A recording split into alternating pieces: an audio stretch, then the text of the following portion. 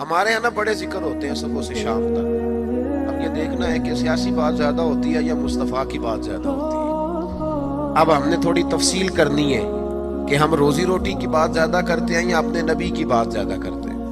اس لیے کہ امت کا حق ہے کہ کثرت سے نبی پاک کا ذکر کرے، اور اسی ذکر کا ایک پہلو بڑا وہ یہ ہے کہ اپنے محبوب پر کھل کے درود و سلام پڑھے، کھل کے درود و سلام پڑھے. صبح و شام اس کی زبان پر درود کا نغمہ جاری رہے. اور حضور کا یہ حق ہے امت پر کہ امت اپنے نبی کی فرما برداری کرے، امت اپنے رسول کی فرما برداری کرے، اتباع کرے، اطاعت کرے، حضور علیہ السلام کے نقش قدم چلے. اور پھر 5ویں نمبر پر امت کی ذمہ داری ہے کہ امت نبی پاک کے دین کی تبلیغ کرے. دین کی مسواک کرنا سنت ہے نا جی، پتھر کھانا بھی سنت ہے، پتھر کھانا بھی یہ بھی سنت ہے. نبی پاک صلی اللہ تعالیٰ علیہ وآلہ وسلم کی محفل میلاد میں ذکر مصطفیٰ کرنا بھی سنت ہے. اچھا پھر مزے کی بات دیکھیں، اشتہار لگانا جو ہے نا، اشتہار یہ تو بدعت حسنہ ہے. اور دروازہ کھٹکھٹا کے کسی کو محفل کی دعوت دینا یہ میرے محبوب علیہ السلام کی عین سنت سے ثابت ہے. تو جس کا زیادہ اجر تھا نا اس طرف توجہ ہی نہیں. دروازہ کھٹکھٹا کے کہ بھائی آج محفل ہے، یہ وہ سنت ہے جو میرے محبوب نے طائف جا کے ادا کی تھی. لوگ کہتے ہیں بڑا خرچہ کیا. بھائی کیا خرچہ کیا ہے؟ کہتے ہیں میں 26,000 کے اشتہار چھاپے. بھائی سب سے زیادہ ضروری کام، بہت سارے ایسے بد مذہب ہیں، ان کے بڑے بڑے ایسے مبلغ ہیں جن کا آپ نے کبھی اشتہار نہیں دیکھا ہو، مجمع ہزاروں میں، اس لیے کہ وہ ان کا ہر بندہ اشتہار بن جاتا ہے، ہر بندہ. تو یاد رکھے نبی کریم صلی اللہ علیہ وسلم کا یہ حق ہے کہ امت محبوب کا ذکر کرے، تذکرہ کرے، دین کی تبلیغ کرے. اور حضور کے دشمنوں کے ساتھ بغض رکھنا یہ بھی نبی پاک کا حق ہے. ایسا نہیں ہو سکتا کہ ایک بندہ حضور کی بے ادبی کرے، توہین کرے، محبوب کے نواسوں کو باغی کہے، حضور علیہ السلام کے صحابہ کو برا کہے اور ہمارا یار بن جائے. یہ حضور کا حق ہے کہ ہم نبی پاک کے دشمنوں کے ساتھ اپنے دل کے اندر کجی رکھیں، ان سے بچیں. میری باتوں کی سمجھ آ رہی ہے میرے بھائیوں؟ یہ حقوق ہے جو ہم نے نبی پاک علیہ السلام کے حق ادا کرنے، اور جس سے محبوب کو محبت ہے اس سے محبت کرنا بھی ہماری ذمہ داری ہے. حضرت مجدد الفسانی رحمۃ اللہ علیہ فرماتے ہیں کہ میں نا گھر میں ختم شریف پڑھتا تھا، اصالہ ثواب کرتا تھا، تو میں بہت سارے صحابہ کا نام لیتا، اہل بیت کا نام لیتا، اصالہ ثواب کرتا، صرف سیدہ عائشہ کا نام نہیں لیتا تھا.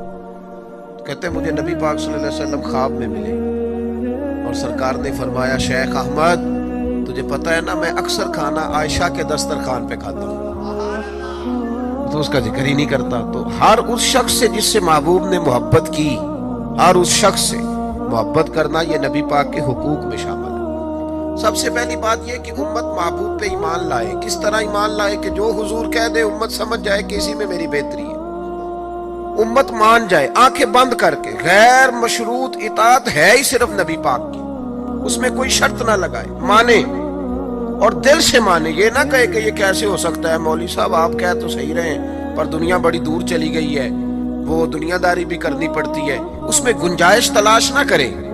جو حضور کہہ دے اس پہ ایمان لے آئے، جو نبی پاک فرما دے اس پر ایمان لے آئے. نبی پاک صلی اللہ علیہ وسلم مکے سے ہجرت کر کے مدینے تشریف لا رہے تھے. حضرت ابو بکر صدیق ساتھ تھے. ابو جہل نے اعلان کیا کہ جو محبوب علیہ السلام کو معاذ اللہ گرفتار کرے گا 100 سرخونٹ ملیں گے. اور بھی بہت سارے لوگ آئے، سراقہ بن مالک بھی گھوڑا لے کے آئے. حضور تک پہنچ گئے. نبی پاک علیہ السلام کا اختیار زمینوں پہ بھی چلتا ہے، آسمانوں پہ بھی چلتا ہے. سرکار دو عالم صلی اللہ تعالی وسلم کو گرفتار کرنے لگے تو حضور نے زمین کو حکم دیا. زمین نے سراقہ بن مالک کے گھوڑے کی ٹانگیں پکڑ لی.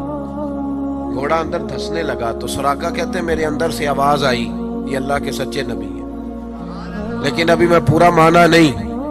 کہتے ہیں میں نے عرض کی کہ حضور مجھے معاف کر دیں، تو معاف کرنا تو میرے محبوب کا طریقہ ہے نا. کہتے ہیں معافی مانگی تو محبوب نے اسی وقت فرمایا جا تجھے معاف کیا. سراقہ کہتے ہیں میں نے پھر جرت کی، پھر بڑھنے لگا، پھر زمین نے میرے گھوڑے کو پکڑ لیا، ٹانگیں اندر دھسنے لگی. البدایہ والنہایہ اٹھا کر کے دیکھیے محبوب پاک سید عالم صلی اللہ علیہ وسلم نے دوسری دفعہ جب زمین میں اس کا گھوڑا دھسنے لگا تو پھر عرض کرنے لگے حضور معاف کر دے. فرمایا جا تجھے معاف کیا. सुराखा कहते हैं आवाज अंदर से आई, पर अभी मैं पूरा माना आवाज तो हमारे अंदर से भी रोज आती है कि बदल जाना चाहिए, हमें दीन की तरफ आ जाना चाहिए, पर हम भी तजर्बे करते रहते हैं। अल्लाह माशाअल्लाह। कहते हैं 3 दफा ऐसा हुआ, 3 दफा नबी पाक ने माफ किया, फिर मेरे अंदर से आवाज आई कि ये अल्लाह के सच्चे रसूल हैं।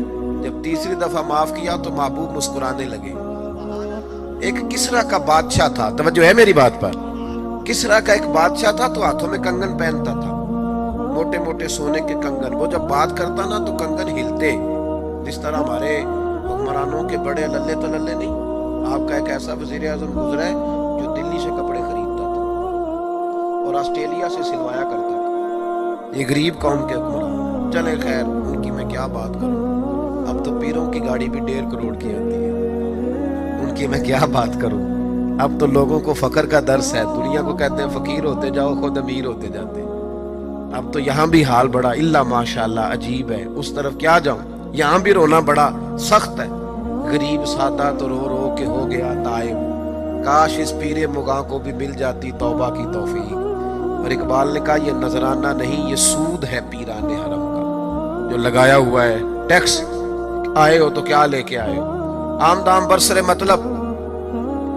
वो किसरा का बादशाह जो था वो कंगन पहनता था, जब बात करता था तो बजते थे, तो मशहूर बड़े थे कि उसके कंगन है भाई।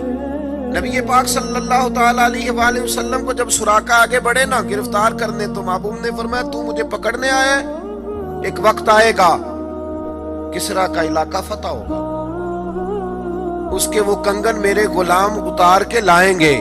और सुराका मैं यहाँ खड़े होके सालों बाद का वो वाकया देख रहा हूं कि उसके कंगन तेरे हाथों में आएंगे। अब जरा जरा रुक के सोचिए, मक्के से निकले हैं, मदीने अभी पहुंचे नहीं, एक गांव पे भी मुसलमानों की हुकूमत नहीं। मेरे महबूब ने इतनी बड़ी बात कर दी, किसरा का इलाका फतह होगा। हजरत अबू बकर सिद्दीक मुस्कुराने लगे। आमर बिन फहीरा फरमाते मेरा सीना चौड़ा हो गया, भाई तुम्हें क्या हुआ। कहने लगे महबूब ने कह दिया है तो इंशाअल्लाह इलाका फतह हो के रहेगा। साडे नबी दी जुबान साडे वास्ते कुरान, हुजूर ने फरमा दिया लिहाजा होगा, यकीने कामल की दौलत। सुराका मुसलमान हो गए, जमाना गुजर गया, महबूब अलैहिस्सलाम ने विसाले ज़ाहिरी फरमाया, हजरत अबू बकर सिद्दीक का दौर आया, फिर हजरत उमर का जमाना आया। एक मौके पे जंग हो रही थी, साहिब तबकात ने लिखा है जंग हो रही है तो काफिर किला बंद हो गए। बड़े बड़े किले होते थे, आपने देखे होंगे पुराने किले, छोटी ईंट के बने होते थे, लकड़ी का दरवाजा होता था बहुत बड़ा। और दिफाई जंग जब लोग करते थे ना दिफाई महाज पे, तो 2-3 महीने का राशन लेके लोग अंदर बंद हो जाते थे। मेरी बातों की समझ आ रही है मेरे भाइयों, अंदर बंद हो जाते थे, काफिर किला बंद हो गए। हजरत साद बिन अबी वकास रदी अल्लाह तआला अन्हु की क़यादत में जिहाद हो रहा था। अब काफिर ना बाहर आते हैं, बाहर आए लड़ाई हो तो पता चले ना हारा कौन जीता कौन। अब वो अंदर बंद है, बाहर ही नहीं निकलते, और मुसलमान अंदर जा नहीं सकते, किले की दीवारें बड़ी ऊंची हैं। एक मंजनीक होती थी गुलेल की तर्ज पे बनी, उसमें रख के ना बड़े बड़े पत्थर तो अंदर फेंके जाते थे। पता है आपको मंजनीक कैसे होती थी? वो 2 बड़े बांस रख के ना ऊपर, तो उसको गुलेल की तर्ज की बनाया जाता था, रस्सी डाल के नीचे उसके पत्थर रख के 2 आदमी पहले यूं दौड़े जाते थे, फिर छोड़ा जाता था तो पत्थर जाके लगता था। तो सहाबा ने मशवरा किया कि अंदर पत्थर फेंक दे। फिर एक सहाबी कहने लगे यार अंदर पत्थर फेंकेंगे वो पता नहीं कहाँ है, उन्हें लगे कि ना लगे। हजरत सुराका बिन मालिक भी थे, कहने लगे पत्थर ना फेंको, मंजनीक में रख के मुझे अंदर फेंको, मैं अंदर से जाके दरवाजा खोलता हूं। और उनको पकड़ लेते हैं। उन्होंने कहा जनाब कोई समझदारी वाली बात करें, आप किधर निकल गए? पहली बात तो यह है कि जब हम आपको अंदर फेंकेंगे तो आप इस कदर तेजी से गिरेंगे कि आपकी हड्डी पसली कोई नहीं बचेगी, और अगर आप जिंदा बच भी गए तो यहूदी आपको छोड़ेंगे नहीं। जनाब सुराका कहने लगे तुम इस तरह करो, मेरी परवाह ना करो, मुझे फेंको, मुझे कुछ भी नहीं होगा, मैं जिंदा दरवाजा खोल लूंगा। और तुम्हें दिक्कत बाबा जी रात से पर्दा तो हटाएं, फरमाया वो बाद में बताऊंगा, पहले फेंको तो सही। जबरदस्ती का फेंको, डाला अंदर मंजनीक के अंदर, फेंका, थोड़ी देर गुजरी तो हजरत सुराका दरवाजा खोल के बाहर आ गए। फरमाने लगे लो भाई मुझे तो कुछ भी नहीं हुआ, कपड़े झाड़ रहा हूं, कोई शय नहीं। बाहर आए, जंग हुई, फतह हुई। अब सहाबा उनके गिर्द बैठ गए, कहने लगे सुराका वो करामत क्या है, वो کون سا نسخہ ہے جس سے آپ زندہ آ گئے؟ تو جناب سراقہ رونے لگے، فرمانے لگے نسخہ کوئی بھی نہیں، میرا ایمان بڑا مضبوط ہے، میرا اپنے نبی پہ ایمان بڑا مضبوط ہے۔ میرے رسول پاک نے فرمایا تھا تیرے ہاتھوں میں کسرا کے کنگن آئیں گے، فرمایا ابھی کنگن نہیں آئے، اور جب تک میرے ہاتھوں میں کنگن نہیں آتے جناب اسرائیل بھی کوئی نہیں آئیں گے۔